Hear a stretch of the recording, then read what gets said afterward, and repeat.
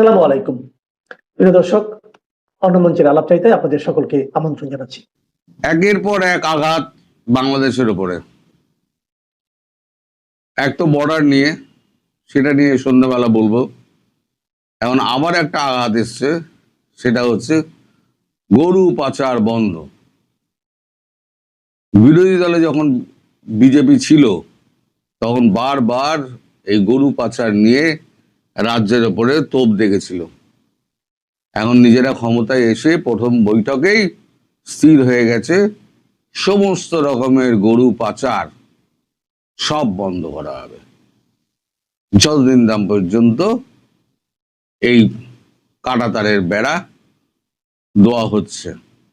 তো কাঁটাতারের বেড়া কিভাবে হবে না হবে, কি প্রসঙ্গে হবে, কোথা দিয়ে কতটা হবে, কত কিলোমিটার বাকি আছে, কোন জায়গায় থেকে কোন জায়গায়, সব ডিটেল আমি আপনাদের বলবো সন্ধেবেলার ভিডিওতে।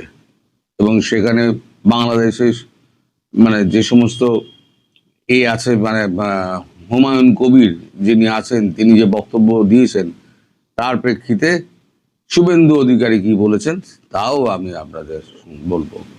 এখন আমি আসি গরু পাচার রুখতে নির্দেশ পুলিশকে। এই দেখুন, যত রকমের গরু পাচার ছিল হতো সব গরু পাচার বন্ধ।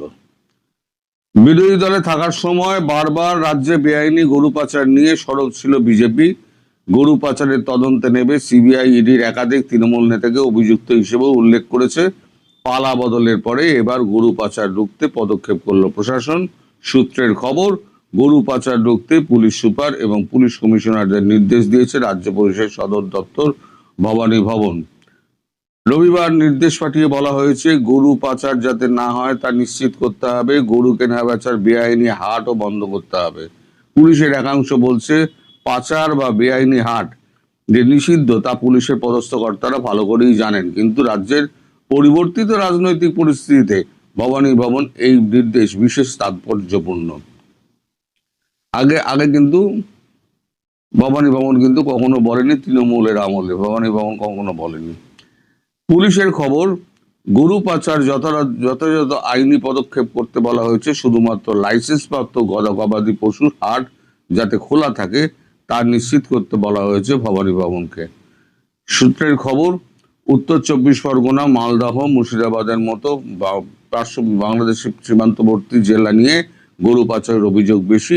ওই জেলাগুলিতে পাশাপাশি বীরভূম সহ কিছু বেআইনি গরু কেনাবেচার হাট বিরোধীরা বারবারই অভিযোগ করে এসছেন, যেগুলো তুলে দিতে হবে। পুলিশের একাংশ ওর সঙ্গে যুক্ত ছিল। ওই পুলিশ কর্মীদের পূর্বতন শাসক দলের সঙ্গে সংস্রবের অভিযোগও উঠেছে। কেন্দ্রীয় তদন্তকারী সংস্থাগুলি ওই পুলিশ অফিসারদের একাধিকবার জিজ্ঞাসাবাদ করেছে। পুলিশকে একাংশ বলেছে, ওই অভিযুক্ত পুলিশ অফিসারদের বিরুদ্ধে এবার প্রশাসন পদক্ষেপ করবে, অর্থাৎ সেগুলো সাসপেন্ডেড হবে। পুলিশের খবর, রবিবার ওই নির্দেশের পরই এসপি এবং কমিশনারদের অফিস থেকে থানাগুলিকে এই ব্যাপারে যথাযথ পদক্ষেপে নির্দেশ দেওয়া হয়েছে। বলা হয়েছে যে রাতে জাতীয় সড়কে নজরদারি বাড়াতে হবে। বলা হয়েছে যে রাতে জাতীয় সড়কে নজরদারি বাড়াতে হবে। মূলত রাতেই গরু বোঝাই ট্রাক যাতায়াত করে, তাই এ ব্যাপারে কড়াকড়ি করতে হবে। গবাদি পশু নিয়ে যাওয়া গাড়িগুলিকে নিয়ম মাফিক তল্লাশি এবং নথি পরীক্ষা করতে বলা হয়েছে। সেই নির্দেশিকা মেনে রবিবার রাত থেকেই যাতে পাচারকারীরা ছাড় না পায় সে ব্যাপারে নজরদারি আরও করা হয়েছে। তবে পুলিশের একাংশ মনে করিয়ে দিচ্ছে, অতীতে কোনো নির্দেশ এলে গোড়ার দিকে তা কড়াকড়ি থাকতো, পরে তা শিথিল হয়ে বিভিন্ন অবৈধ কাজ ছাড়া পেয়ে যেত। এবারে তার পুনরাবৃত্তি হয় কিনা সেটা দেখা যাক। এটা হচ্ছে পুলিশের বক্তব্য। এখন শুভেন্দু অধিকারীর বক্তব্য আগে বলি। শুভেন্দু অধিকারী পরিষ্কার বলে দিয়েছে, যে নিয়মটা হচ্ছে সেই নিয়মটা বরাবরের জন্য হচ্ছে আগামী নির্বাচন পর্যন্ত, যতক্ষণ নতুন সরকার গঠিত হয়ে আসে। নিয়মের কোনো ব্যত্যয় হবে না। যেগুলো বলা হচ্ছে, যে নির্দেশিকা পাঠানো হচ্ছে, তার কোনো পুনর্বিবেচনা করা হবে না। এইবার এখানে কিছু গরুর মাংস বিক্রি হয় আমাদের এখানে, সেগুলো নিয়ে চিন্তা ভাবনা করা হচ্ছে। তাকে প্রশ্ন করা হলে তিনি বলেন যে পশ্চিমবঙ্গ তো অনেক গরুর মাংস বিক্রি হয়। তিনি বলেন, হ্যাঁ, কিছু মানুষের মানে পাকস্থলী ঠান্ডা রাখার জন্য বা স্বাদ মেটানোর জন্য আমাদের গোমাতাকে বলি দেওয়া হবে, সেটাও ঠিক নয়। আমরা এ ব্যাপারে খুব শীঘ্রই সিদ্ধান্ত নেব। আপাতত গরু পাচার বন্ধের দিকে আমরা নির্দেশ দিচ্ছি। এখন এই গরু পাচার নিয়ে বহু বিতর্ক রয়েছে, বহু তৃণমূল নেতা নেত্রী এবং পুলিশ এর সঙ্গে জড়িত। জিজ্ঞাসাবাদ হয়েছে। এই প্রসঙ্গে আপনাদের একটা খবর দিয়ে দিই যে পালা বদলের সঙ্গে সঙ্গে সুজিত বসু, প্রাক্তন দমকল মন্ত্রী, তিনি এই চাকরি মানে কাণ্ডে, মানে ভুয়ো চাকরি কাণ্ডে পয়সা দিয়ে চাকরি দেওয়ার নাম করে যে সমস্ত টাকা মেরেছিলেন তার তদন্ত ইডি করছিল, সিবিআইও করছিল। তাকে অষ্টমবার গতকালকে জিজ্ঞাসাবাদ করা হয়েছে, প্রায় 10.5 ঘন্টা রাত্রিবেলা। তারপর তাকে অ্যারেস্ট করা হয়। এই অ্যারেস্টের শুরু হলো, এটা হচ্ছে জাস্ট ছিপি খোলা আর কি। এই ছিপিটা যে খোলা হলো, কবে যে বন্ধ হবে আর কার কাছে গিয়ে যে থামবে সেটা এখন বলা একটুখানি দুরূহ। আপনারা দেখতে থাকুন, এখানে অনেক ঘটনাবহুল ব্যাপার স্যাপার হবে, প্রচুর অ্যারেস্ট হবে, প্রচুর তৃণমূল নেতা অ্যারেস্ট হবে। এবার তৃণমূলের মধ্যেই এখন একটা বিভাজন দেখা দিচ্ছে। একদিকে তৃণমূল নেত্রী যেমন বলছেন যে আমি সমস্ত রকম সমস্যা ত্যাগ করে দিলাম এই বিজেপির সঙ্গে, তখন তৃণমূলেরই সমস্ত নবনির্বাচিত বিধায়ক যারা আছেন তাদের মধ্যে কিছু কিছু শুভেচ্ছা জানিয়ে শুভেন্দুকে সমাজ মাধ্যমে লিখে দিচ্ছেন যে নতুন সরকারকে এবং শুভেন্দু, মুখ্যমন্ত্রী শুভেন্দুকে আমাদের শুভেচ্ছা রইল, আমরা বিরোধী থাকবো, কিন্তু বিরোধীতে আমাদের যে সংস্কৃতি আছে সেই সংস্কৃতি অনুযায়ী শুভেচ্ছা বার্তা পাঠানো আমাদের উচিত। এই নিয়ে দলের মধ্যে একটা দ্বিধা দেখা দিয়েছে। এটা ধীরে ধীরে এই ফাটলটা চওড়া হবে, আর যত চওড়া হবে তত তৃণমূল ভাগ হবে। আলটিমেটলি দেখা যাবে যে তৃণমূলের, আমি যেটা বলেছিলাম, শুধু তৃণমূলের মমতা বন্দ্যোপাধ্যায়, অভিষেক বন্দ্যোপাধ্যায় ছাড়া আর কেউ তৃণমূলে থাকবে না, সব বেরিয়ে চলে যাবে। হয়তো দেখা যাবে যে নব তৃণমূল বা কচি তৃণমূল বা অন্য কিছু ভাবে তৃণমূলের একটা আলাদা দলও হতে পারে। 7টা বিধায়ক মিলে সই করে দিলেই তো একটা নতুন দল হয়ে যাবে। আমাদের যে নিয়ম অনুযায়ী 7 জন বিধায়ক লাগে তার এক নতুন দল করতে গেলে, তাহলে ইলেকশন কমিশনে চলে যাবে 7টা বিধায়ক মিলে। এখনই তো যা দেখছি গোটা 5 তো অলরেডি তো বেশিরও গাড়ি তারা মুড়ে দিয়েছে। যাই হোক, আমি আবার গরুতে ফিরি। এটা একেবারে দুঃসংবাদের মতো আছড়ে পড়লো বাংলাদেশের উপরে। কারণ বাংলাদেশ ভারতের গরুর ওপরে নির্ভর করে, তাদের নিজস্ব খামার রয়েছে। এতে তারা বলবেন আমাদের অর্থনৈতিক উন্নতি হবে, অমুক হবে তমুক হবে, কিন্তু যে গরুর মাংসের যে দাম এখন আপনাদের ওখানে রয়েছে এমনিতেই তো চড়া, তার মানে এই দুর্মূল্যের বাজারে এই গরুর মাংস কোন জায়গায় গিয়ে দাঁড়াবে, আবার সামনে আপনাদের ঈদ ফিদ রয়েছে, সেখানে কিন্তু আপনাদের একটু কষ্ট হবে। তো যাই হোক, এখন খবর তো খবরই, আমার পরিবেশন করার দায়িত্ব, আমি পরিবেশন করলাম। এবার ভালো মন্দের চিন্তা তো দর্শকের ওপর, দর্শকরাই ঠিক করবেন যে আমি ঠিক বলছি না ভুল বলছি, না তাদের অনেক ক্ষতি হচ্ছে না লাভ হচ্ছে, বা তারা এটা চান বা না চান, কি ব্যাপার। তবে ঘটনার ঘনঘটা আরো ঘটবে, বাংলাদেশের ওপরে একের পর এক আঘাত আসতে শুরু করবে। কিন্তু শুরু হলো সীমান্ত আটকানো, তারপর গরু পাচার, এইবার হচ্ছে খাদ্য পানি বন্ধ, বিদ্যুৎ বন্ধ, সমস্ত বন্ধ। আর এই নিয়ে যা বলেছেন শুভেন্দু অধিকারী, সেটা আমি ওই বললাম সন্ধ্যেবেলার ভিডিওতে বলবো। আজকে এই পর্যন্ত। আগের ঘোষণা অনুযায়ী ভারতের পশ্চিমবঙ্গ আর বাংলাদেশ সীমান্তের যে অঞ্চলে কাঁটাতারের বেড়া নেই, সেখানে বেড়া দেওয়ার সিদ্ধান্ত নিয়েছে পশ্চিমবঙ্গে বিজয়ী বিজেপি সরকার। পশ্চিমবঙ্গের নতুন মুখ্যমন্ত্রী শুভেন্দু অধিকারী তার মন্ত্রিসভার প্রথম বৈঠকেই সিদ্ধান্ত নিয়েছেন সীমান্তে বেড়া দিতে ভারতীয় সীমান্তরক্ষী বাহিনী BSF কে 45 দিনের মধ্যে জমি হস্তান্তর করবে রাজ্যটি। আবার এরই মধ্যে অবৈধ অনুপ্রবেশকারী বাংলাদেশিদের সম্পর্কে তথ্য চেয়ে রিমাইন্ডারও পাঠিয়েছে ভারত সরকার। ভারতের দাবি এ নিয়ে হাজারেরও বেশি বার বাংলাদেশের কাছে তথ্য চেয়ে কোনো তথ্য পায়নি দেশটি। বিজেপি পশ্চিমবঙ্গে জেতার পর পুশিন করলে এরই মধ্যে পাল্টা জবাব দেওয়ার বার্তা দিয়ে ফেলেছেন বাংলাদেশের পররাষ্ট্রমন্ত্রী। 11 মে পশ্চিমবঙ্গের ক্যাবিনেটের সিদ্ধান্ত জানার পর ঢাকা যে প্রতিক্রিয়া দেখিয়েছে সেটাতেও দেখা যাচ্ছে দুই দেশের সম্পর্কের মধ্যে অস্থিরতা তৈরি হয়েছে। প্রশ্ন হলো, সীমান্তে বেড়া দেয়া নিয়ে অতীতে সব সরকার আমলেই কম বেশি সীমান্তে দুই দেশের মধ্যে ব্যাপক উত্তেজনা দেখা দিয়েছিল। এমনকি দেশ দুটির সীমান্তরক্ষী বাহিনীর মধ্যে রক্তক্ষয়ী সংঘর্ষ হয়েছিল।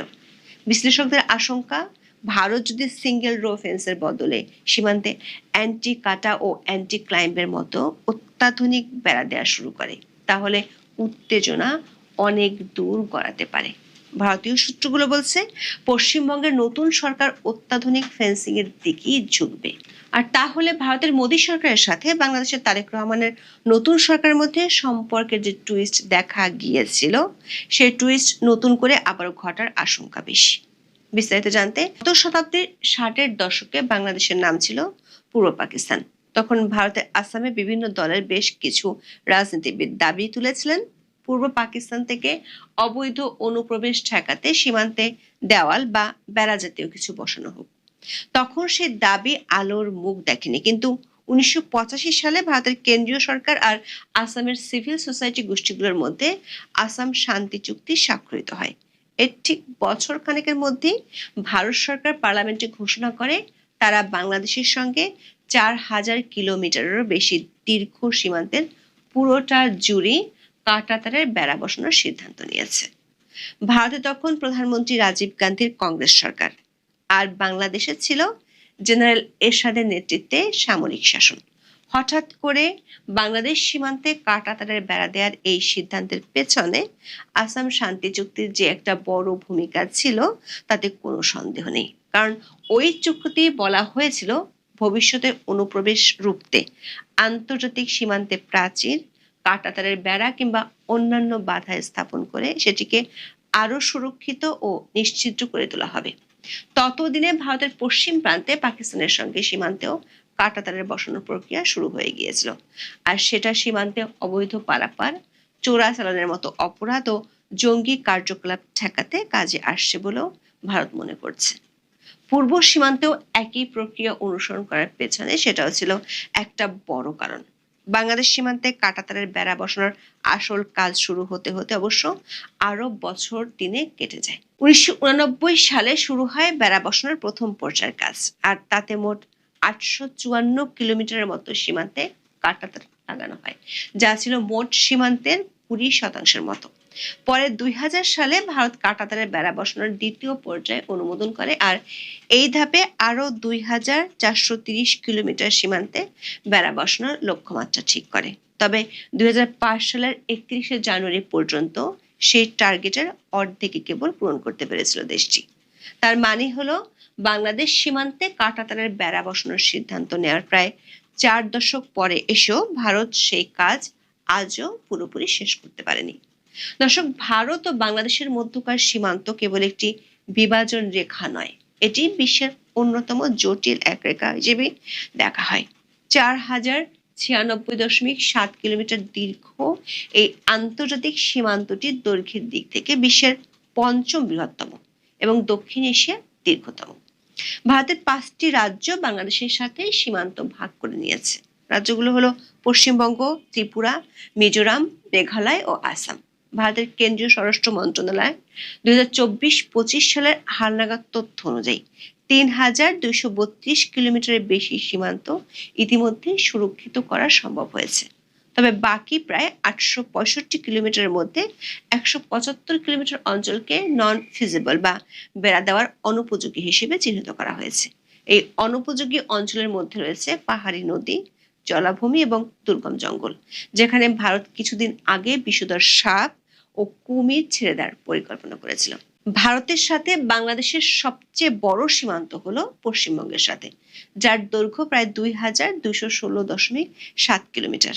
এর মধ্যে 569 কিলোমিটার অরক্ষিত সীমান্তের মধ্যে একটি বড় অংশ মালদা, মুর্শিদাবাদ এবং উত্তর 24 পরগনা নদীমাতৃক ও ঘনবসতিপূর্ণ অঞ্চল, যা অনুপ্রবেশের জন্য সবচেয়ে সুবিধাজনক পথ হিসেবে দীর্ঘদিন ধরে আলোচিত। এতদিন পশ্চিমবঙ্গের দীর্ঘ সীমান্ত ব্যবস্থাপনা সবসময় সবচেয়ে বড় চ্যালেঞ্জ হিসেবে বিবেচিত হয়েছে ভারত সরকারের কাছে, কারণ পশ্চিমবঙ্গের কৌশলগত এবং রাজনৈতিক পরিস্থিতির কারণে একটি বড় অংশ এতদিন উন্মুক্ত ছিল।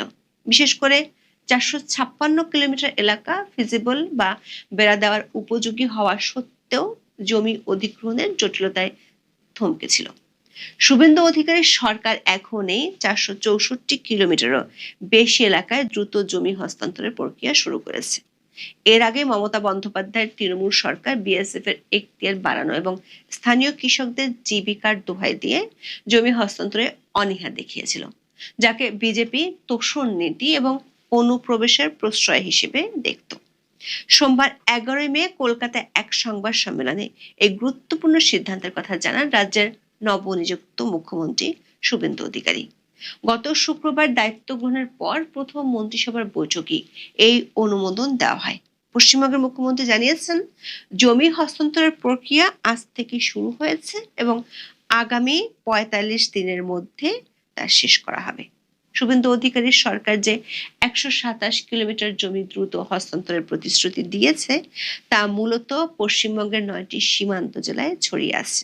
এর আগে চলতি বছরের জানুয়ারিতে কলকাতা হাইকোর্ট মমতা বন্দ্যোপাধ্যায়ের রাজ্য সরকারকে সীমান্তে কাঁটাতারের বেড়া নির্মাণের জন্য 9টি জেলায় বিএসএফ কে জমি হস্তান্তরের নির্দেশ দিয়েছিলেন।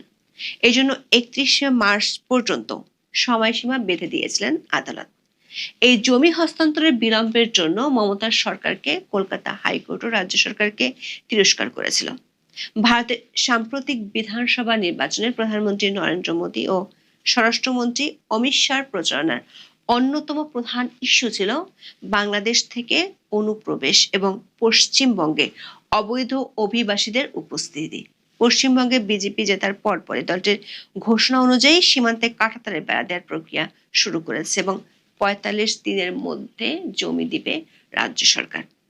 বিশ্লেষকরা মনে করছেন, এ নিয়ে অতীতের মতোই দেশ দুটির মধ্যে উত্তেজনা বাড়বে, যেটি শুরু হবে সীমান্তরক্ষী বাহিনীগুলোর মধ্যে।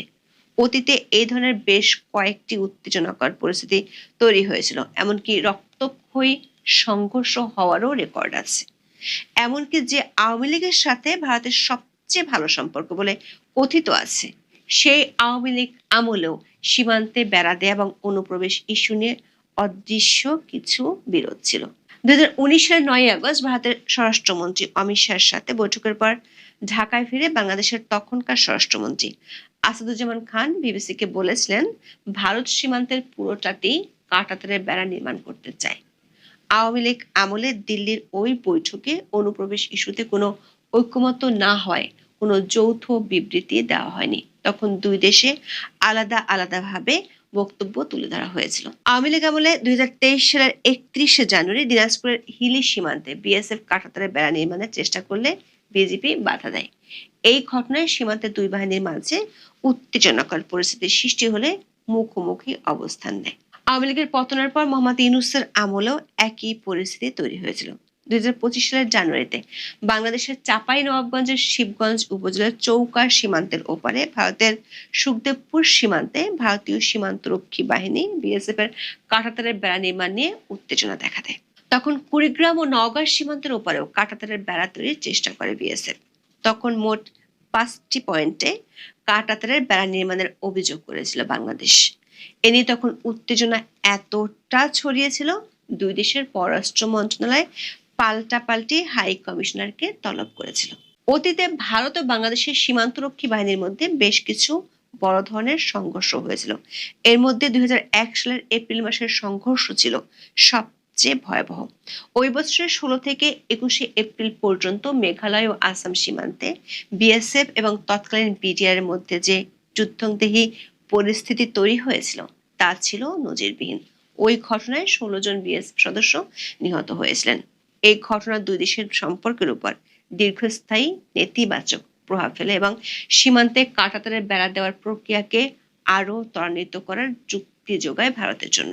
বিশ্লেষকরা মনে করেন সীমান্তে কাঁটাতারের বেড়া দেয়া নিয়ে দুই দেশের সীমান্তরক্ষী বাহিনী ও সরকারের মধ্যে যে উত্তেজনা অতীতে দেখা গিয়েছিল তার মূল ভিত্তি হলো 1975 সালের joint Indo Bangladesh guidelines for border authorities. এটি হলো ভারত ও বাংলাদেশের মধ্যে 1975 সালে স্বাক্ষরিত সীমান্ত সমঝোতা।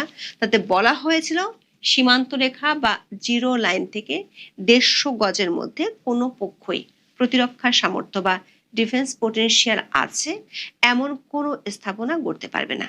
তাছাড়া 150 গজের মধ্যে কোনো উন্নয়নমূলক বা ডেভেলপমেন্টাল স্থাপনা তৈরি করতে হলেও অপরপক্ষের কাছ থেকে সম্মতি নিতে হবে বলে উল্লেখ করা হয়েছিল। ভারত যখন কাঁটাতারের বেড়া দিতে শুরু করে তখন তারা দাবি করে এটি কোনো প্রতিরক্ষামূলক সামরিক কাঠামো নয়, বরং এটি একটি নিরাপত্তা বেষ্টনী যা অপরাধ দমনে ব্যবহৃত হয়। অন্যদিকে বিজেপি সবসময় দাবি করে আসছে এই বেড়া 1975 সালের চুক্তির লঙ্ঘন। এই মতভেদ থেকে বিএসএফ এবং বিজেপির মধ্যে বারবার উত্তেজনা তৈরি হয়। বিশেষ করে স্মার্ট ফেন্সিং বা ইলেকট্রনিক নজরদারি ব্যবস্থা চালুর ক্ষেত্রে বাংলাদেশ বরাবরই সার্বভৌমত্ব লঙ্ঘনের অভিযোগ তুলেছে। এমনকি 2015 সালে ল্যান্ড বাউন্ডারি প্রটোকল স্বাক্ষরের পর ছিটমহল সমস্যা মিটে গেলেও 150 গজের ভিতরে সিঙ্গেল রো ফেন্স নিয়ে দুই দেশের সীমান্তরক্ষী বাহিনীর মধ্যে বিরোধ আছে।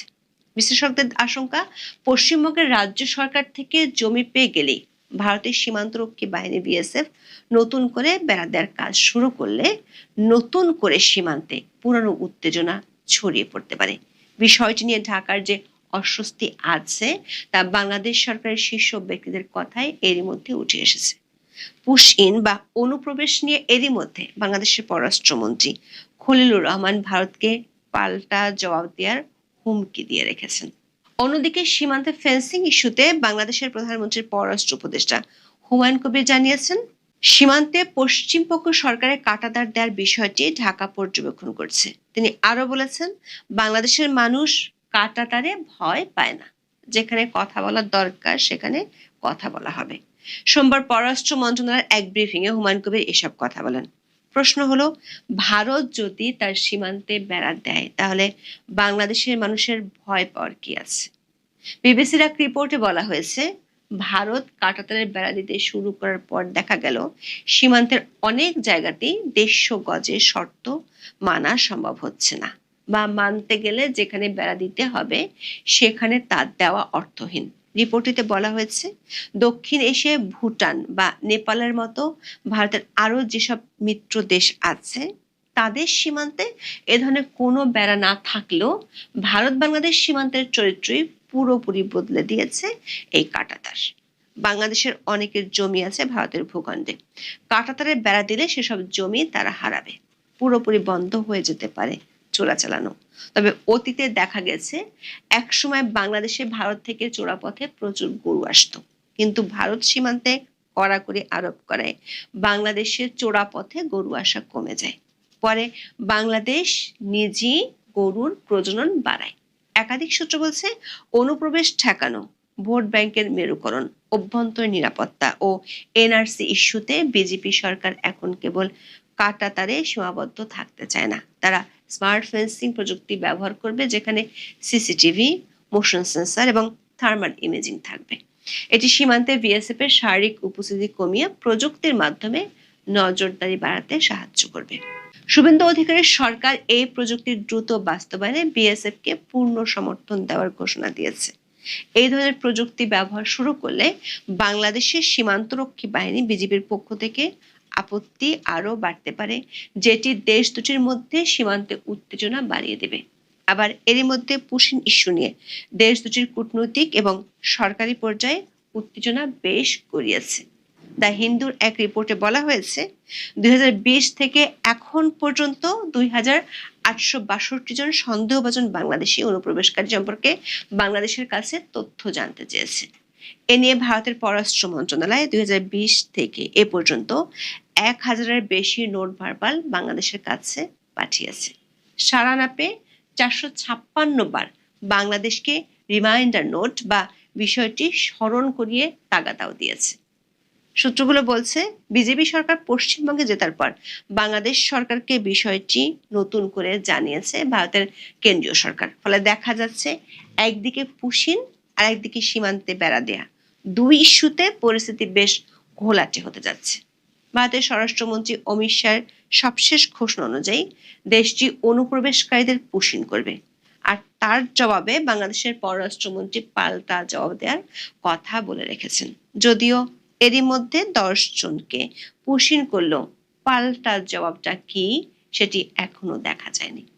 দর্শক, শুভেন্দু অধিকারী মন্ত্রিসভার ঘোষণা হয়তো ভারতের জন্য একটি নিরাপত্তা বিজয় হতে পারে, কিন্তু বাংলাদেশের জন্য এটি একটি নতুন উদ্বেগের পাহাড়। সাথে যোগ হয়েছে অবৈধ অনুপ্রবেশকারীদের পুশিন ইস্যুতে ভারতের কড়া অবস্থান। দুয়ে মিলে ভারত বাংলাদেশ সীমান্তে অতীতের মতোই বড় সংঘাতের আশঙ্কা শুরু হয়েছে, যেটি হয়তো ছড়িয়ে পড়তে পারে দেশ দুটির অভ্যন্তরীণ রাজনীতিতে।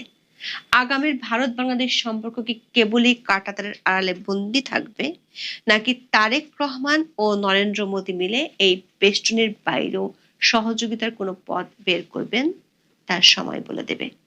তবে আপাতত সীমান্তের এই নতুন মেরুকরণ সম্পর্কের স্থিতিশীলতায় এক বড় ধরনের অস্বস্তি ও অনিশ্চয়তার দীর্ঘ ছায়া ফেলছে। এখন এ পর্যন্ত সবাই